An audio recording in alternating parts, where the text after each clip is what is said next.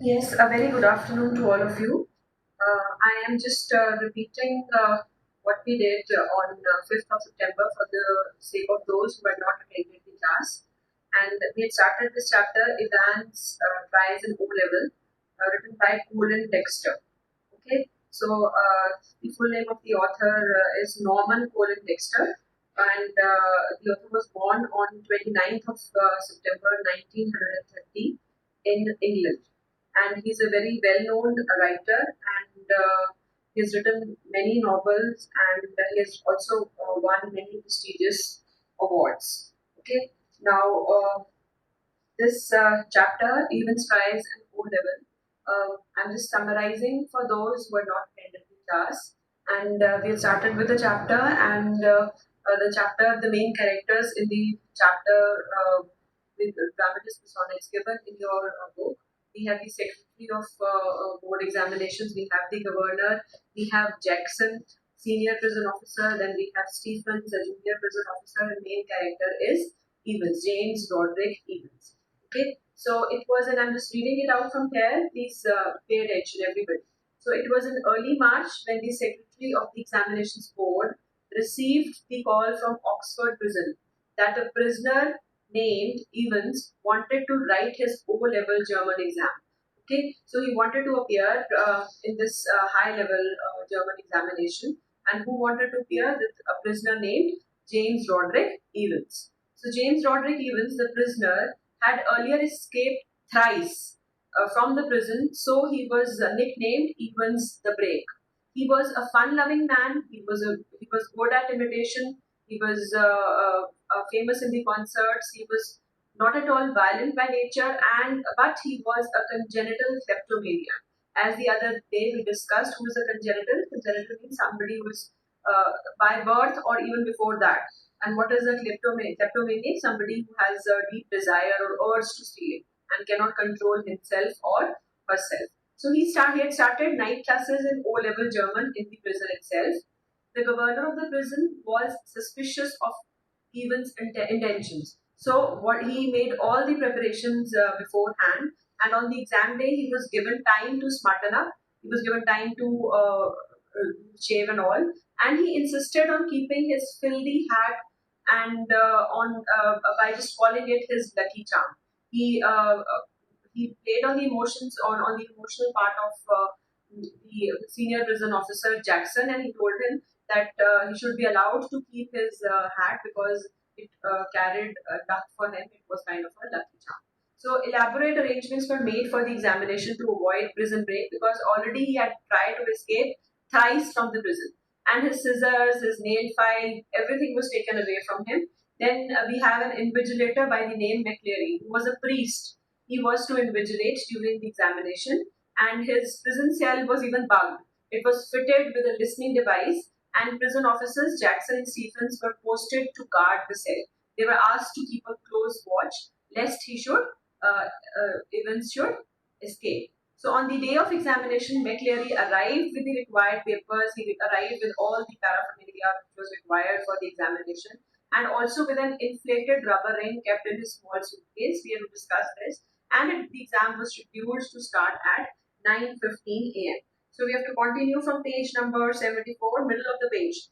We have discussed till the line the 2-hour examination was scheduled to start at 9:15. Okay, so I'm going to continue. I'm going to share the page with you. You can also just ask one or two questions from you, then we'll continue. Okay.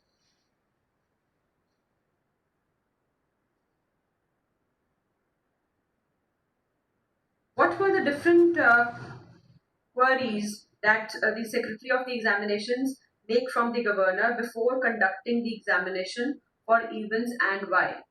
What all questions did the secretary of the examinations ask from the governor before the conduct of examination, and why? Yes, raise your hands.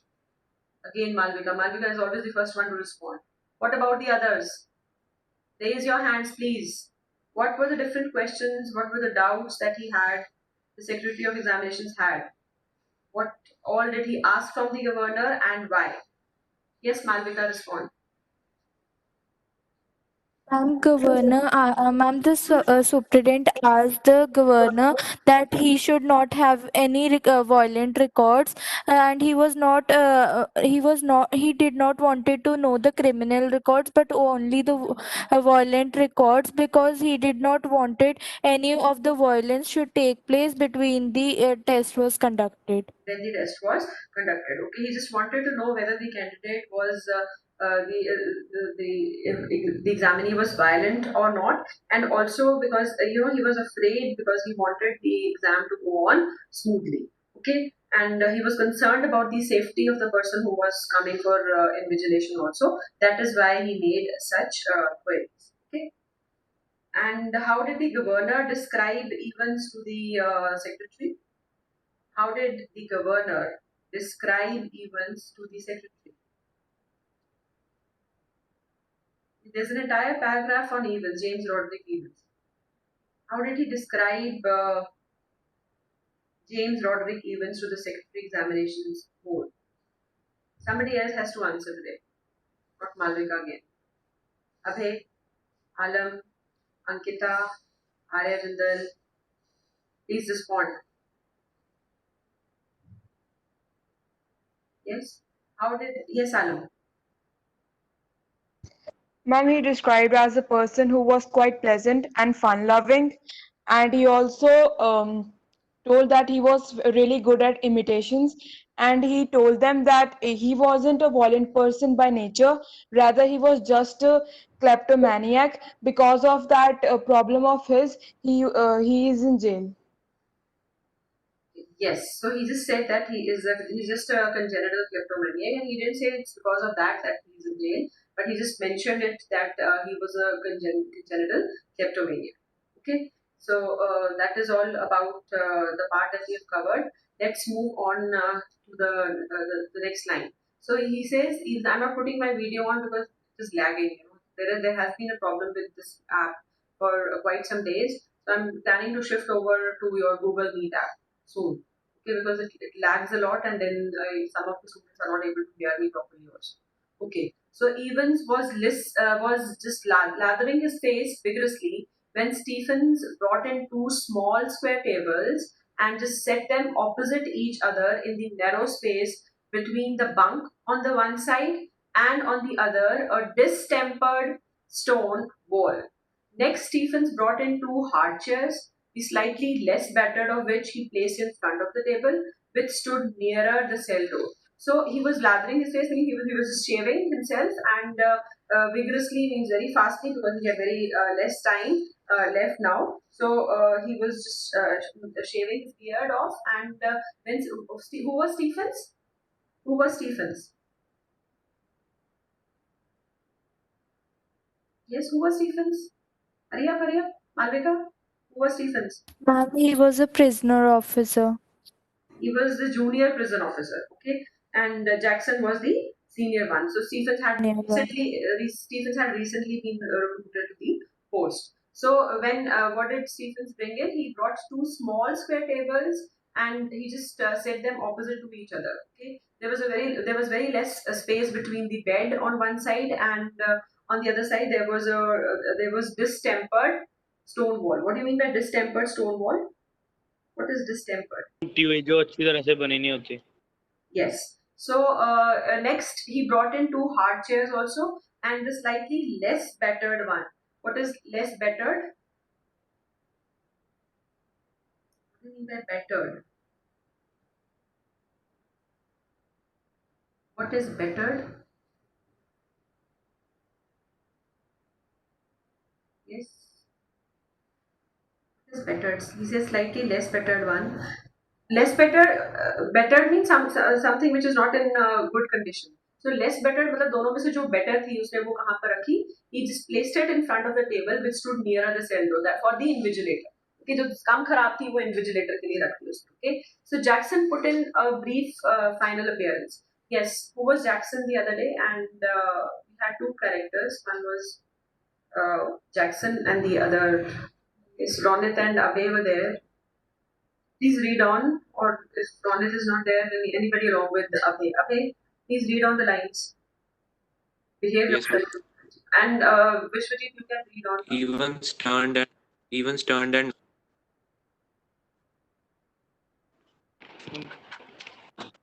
Yeah, and these. Okay, and these. And these off, just take them off. Ronit says them Exactly. unpleasant. Okay, Ronit, you can continue. And these. Nodded again. I was going to take M down anyway. A minister, isn't he? The chap coming to sit in, I mean. And how did you know that? Asked Jackson quietly. नहीं, ये नहीं बोलना ना. Well, You're I Jackson, had you to don't have to speak this up. Ask Jackson quietly. आप सिर्फ dialogue बोलो. ठीक है? आगे. well, I had to sign some forms, didn't I? And I couldn't help. Is carefully down his left cheek and left a neat swath in the white leather. Can I ask you something, Mr. Jackson? Why did they have to bug me in the cell? He nodded his head vaguely to point above the door. Not a very neat job. They don't honestly think I'm going to try to. See, there are two dialogues. There are two persons involved. One is Jackson and one is Evans. Okay, first of all, you decide whether you are Jackson or Evans. If you are Jackson, then you are not to speak up the lines of Evans. Okay, so he says, not a very neat job. This is Jackson saying, and the reply is of Evans. Okay, so let me explain to this much, and then you can continue with the dialogues. Okay. So because it is not mentioned Jackson, it is not mentioned Evans, तो आपको पता नहीं चल रहा है कि कौन सा डायलॉग इसका है. पर दो लोगों की बात हो रही है तो उसका ध्यान रखो आप. ठीक है? So I'm just explaining till this much. So he was saying Jackson put on a brief final appearance. He says, "Behave yourself, laddie." He just turned and he just nodded and he said, "Okay, I'll behave." And these off. What did he point towards? He pointed towards the pinups and says, "Take them off." And Evans just turned and he said, "Okay, I'll do that." I was going to take them off anyway. A minister, isn't he? What is he talking about? Whom is he talking about? He's talking about the invigilator. He says, "कौन आ रहा है invigilate करने के लिए? Minister आ रहा है ना? The chap coming to sit in, I mean." And Jackson just quietly asked him, "How did he know that? तुम्हें कैसे पता कौन आ रहा है invigilate करने के लिए?" He said, "I had to sign some forms, didn't I? And I couldn't help. Because I had to sign some forms before appearing in the examination. So I just happened to have a look at the name of the invigilator." Okay. So Evans, he drew the razor carefully down his left cheek and left a neat swath in the white lather. "Can I ask you something, Mr. Jackson? Why did they have to bug me in the cell?" Why did they have to bug me in the cell means? What does he mean by this? Why did they have to bug me in the cell? Yes. What is bugging? मतलब cell के अंदर. क्या है? विश्वजीत. मतलब एक तरह से उसको मतलब सेल के अंदर डालना एक तरह से वो ये पूछ रहा है कि मेरे को इसके अंदर क्यों डाल रहे हो आप. सेल के अंदर डालना ये सिर्फ ये है मतलब इसका yes Alam.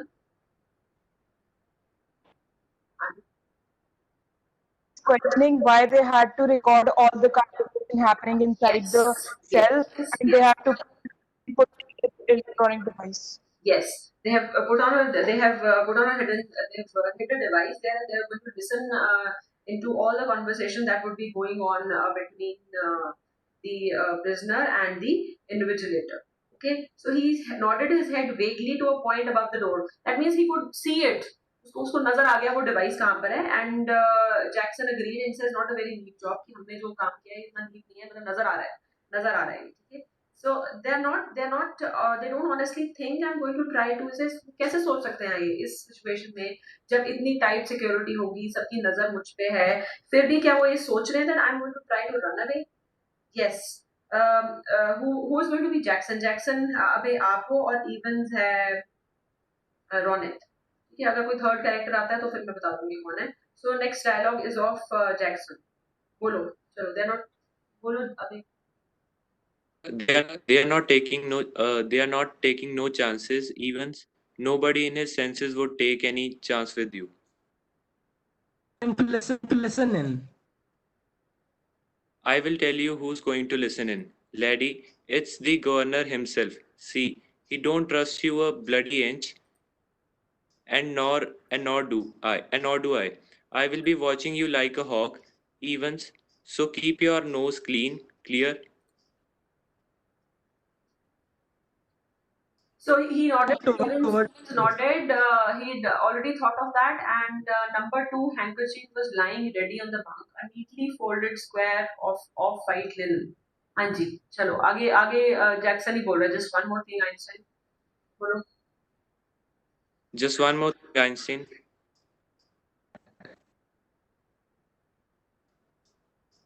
Evans has vanished. Ronit is here.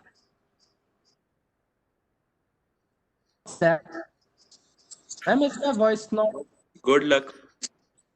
Good luck, old son. Okay, ठीक है, hold on. They don't honestly think that I'm going to try to. So he says they are taking no chances, Evans. Nobody in his senses would take any chance with you.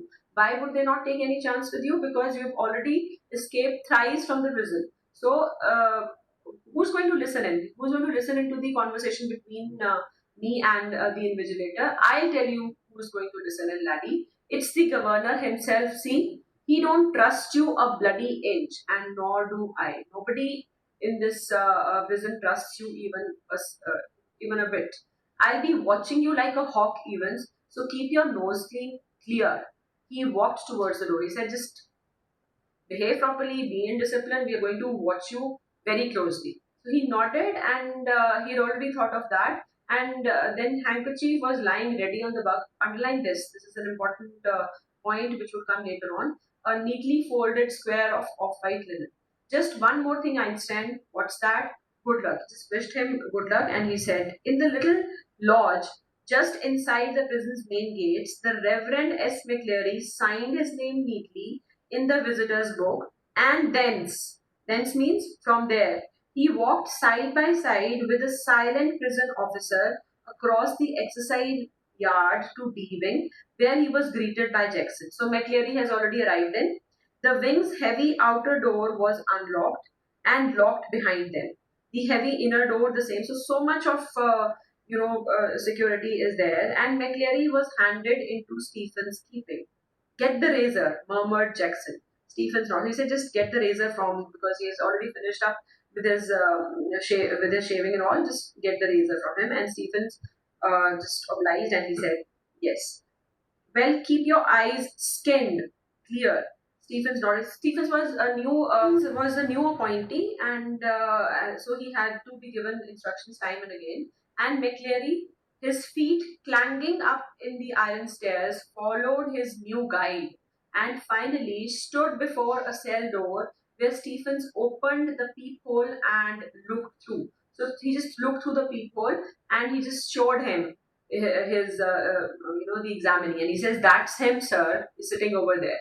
Evans, facing the door, sat quietly at the farther of the two tables, his whole attention riveted to a textbook of elementary German grammar. So he was just going through last minute preparations. He was going through the pages of elementary German grammar. Stephens took the key from its ring, and the cell lock sprang back with a thudded metallic twang. So he just closed the door. It was 9:10 a.m. when the governor switched on the receiver. So he had to listen to whatever conversation was would be going on between the examinee and the invigilator. So he had instructed Jackson to tell Evans of the temporary little precaution. That was only fair, as if Evans wouldn't spot it. Which little precaution are we talking about? The device that had been kept, that had been hidden over there. Okay. And the governor had instructed Jackson to tell Evans about it, and Evans had already noticed it. But wasn't it all a bit theatrical? What does he mean by this? Wasn't it a bit theatrical, schoolboyish, almost? How on earth was Evans going to try anything on today? How on earth was Evans going to try anything on today if he was so anxious to make another break? Why in heaven's name hadn't he tried it from the recreational block? He could have tried it from there because it was much easier to escape from there, but he hadn't. And there he was now, sitting in a locked cell, all the prison officers on the alert, two more locked doors between his cell and the yard, and a yard with a wall as high as a haystack. Yes, Evans was as safe as so he was just thinking, why were they making so many arrangements? Why were they acting in a theatrical way? Because he would not be trying anything to escape that day, because security, maximum security was there. Everybody was on alert. Everybody was just looking at him only, what he was about to do. Anyway, it wouldn't be any trouble at all to have the receiver turned on. So this is what the governor was thinking, कि आज कैसे वो भागेगा, अगर उसने भागने की कोशिश भी करनी थी तो वो पहले करता. Okay, so this is what the governor was thinking, that Evans was would not definitely try to escape today, because everybody was on alert. Maximum security was there. His cell was bugged in. So he says, we did not have to make so many arrangements, but we have, because we are not ready to take any chances with Evans. Anyway, it wouldn't be any trouble at all to have the receiver turned on for the next couple of hours or so. 2 घंटे का exam था, तो 2 घंटे अगर हम receiver on भी रख लेते हैं तो कोई इसमें नुकसान नहीं है. It wasn't as if there was going to be anything to listen to, was it? सुनने को कुछ क्यों नहीं होगा? Can anyone just tell? Why wouldn't there be anything to listen to? Yes?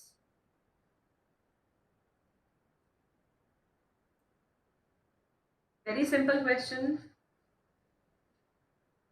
Why wouldn't there be anything to listen to? Because it's Because it's Ma'am, because the invigilator was a priest, and so there would be no communication between the invigilator and the examiner.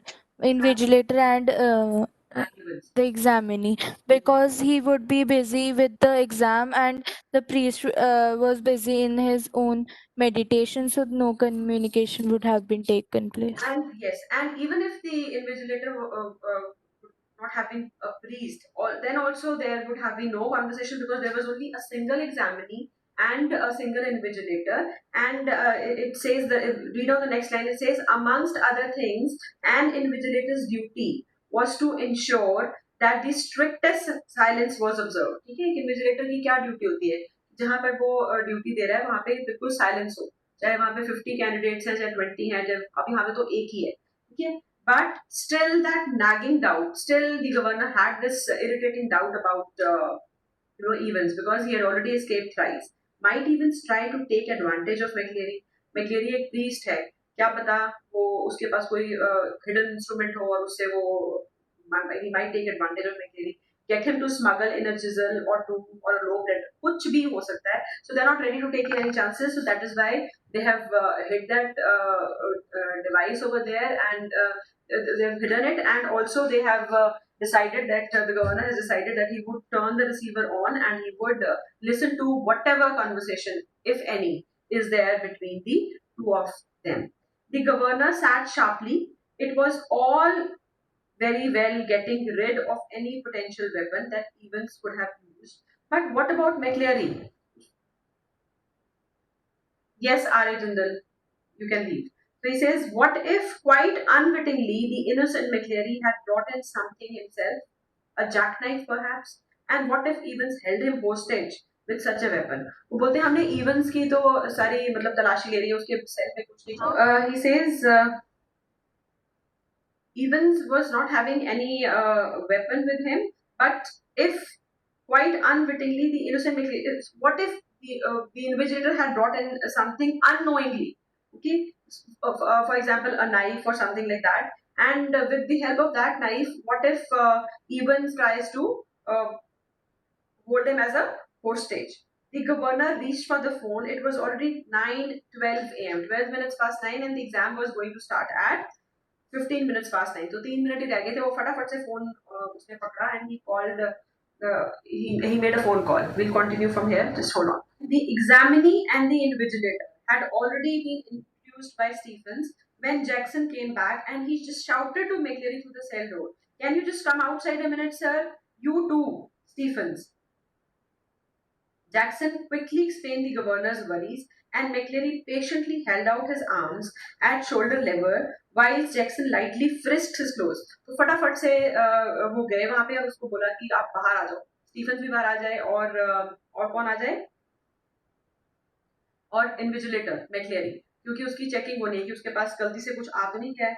So he told about everything, the worries which the governor had. He told him, he just explained this to the invigilator, and McCleary didn't mind it at all. He just allowed himself to be frisked. He just frisked his clothes. What do you mean by frisking his clothes? What is frisking? What is frisking? Search, as if you're searching for something. Okay, so he just searched his clothes. Something hard here, sir. He said, they're just my reading glasses. And replied McCleary, looking down at the spectacle case. Jackson quickly reassured him, and bending down on the landing, thumb flicked the catches on the suitcase. He opened the suitcase, and then he picked up each envelope in turn, carefully passed his palms along their surfaces. ठीक है, हर envelope को उसने खुद हाथ लगा के देखा कि इसके अंदर कुछ है तो नहीं, and he seemed satisfied. He just referred cursorily through a few pages of Holy Writ and vaguely shook the church times. Bible के भी pages उसने देखे, कुछ बीच में तो नहीं पढ़ा. Church times को भी उसने फरोला. All right so far. But one of the objects in McCleary's suitcase was puzzling him sorely. What do you mean by puzzling him sorely? So one of the objects, the line says, one of the objects in the suitcase was puzzling Jackson and Stephen sorely. What was it? What do you mean by puzzling him sorely? Ma'am, means they were confusing, or they were means like very confused because of that. Solely means completely, because of certain thing, and they thought that it might be it might help the person to run away, Right, to run. or to do any other activity. Yes. So they were getting confused with that object badly because, and they just asked him, "Do you mind telling me why have you brought this, sir?" He held up a smallish, semi-inflated rubber ring, such as a young child with a waist of about 12 inches might have struggled into. You thinking of going for a swim, sir? क्या swimming की सोच रहे हो? ये क्यों लेके आए हो आप? ये semi inflated half filled rubber ring ये क्यों लाए हो? Are you thinking of going for swimming? They just remarked it sarcastically. And McCleary's hitherto amiable demeanor. So till then he was behaving in a very amiable manner. Okay, but when such kind of a remark was made, it was slightly ruffled by this tasteless little pleasantry. It was his demeanor, his behavior, his manner was ruffled in by this remark, and he answered somewhat sourly. So he answered, somewhat very rudely, and he said, "If you must know, I suffer from hemorrhoids." And what is hemorrhoids? It is a medical condition which is called as piles also. And when I'm sitting down for any length of time, or जब मैं ज़्यादा देर तक बैठता हूँ, I cannot sit. So very sorry, sir. Very sorry, sir. They felt embarrassed, by asking such a question from the priest. I didn't mean to. Also, they're just feeling embarrassed. The embarrassment was still reddening Jackson's cheeks when he found the paper knife at the bottom of the case. Okay, उसका face बिल्कुल लाल हो गया था because he was feeling ashamed of having made such a remark. And he just at that point of time he found the paper knife and he said, "I think I would keep this though, if you don't mind, that is sir." बोलते ये paper knife तो आपको मुझे नहीं लगता आपके पास रहनी चाहिए. So I will just keep this to myself.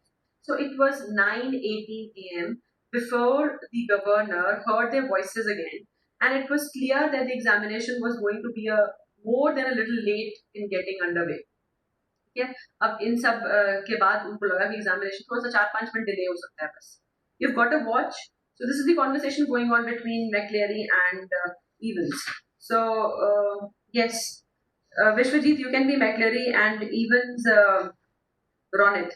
ये थोड़ा सा डायलॉग है, ये पढ़ लो फटाफट. You've got a watch. Okay, ma'am. You have got a watch. Evans, ma'am मेरी आवाज नहीं आ रही क्या? जब आप ये Hello? बोल रहे हो मेरी आवाज नहीं आ रही तो आ रही है. But when you are speaking out your dialogue फिर नहीं आती है. आ रही है दोबारा बोल. हाँ दोबारा. Yes, sir. Yes, sir. I'll be telling you when to start, and again when you have 5 minutes left. Oh, all right. There's plenty more of this writing paper. Should you need it? Memo silence का ma'am थोड़ा सा इसलिए. अच्छा ठीक है ठीक. Okay, good. Now write the name of the paper. 021 1 in the top left hand corner. In the top right hand corner, write your index number 313. And in the box just below that, write your center number 271. All right. I am now going to. He is not going to stay here, is he? About that, So Mr. Jackson Mr. Jackson given given me me strict instructions to. ये Stephen's है बेटा, ये Evans नहीं है. Stephen's है. चलो आगे Evans. Sorry. हाँ इवंस बोलो आप. Who is Evans? Ronit.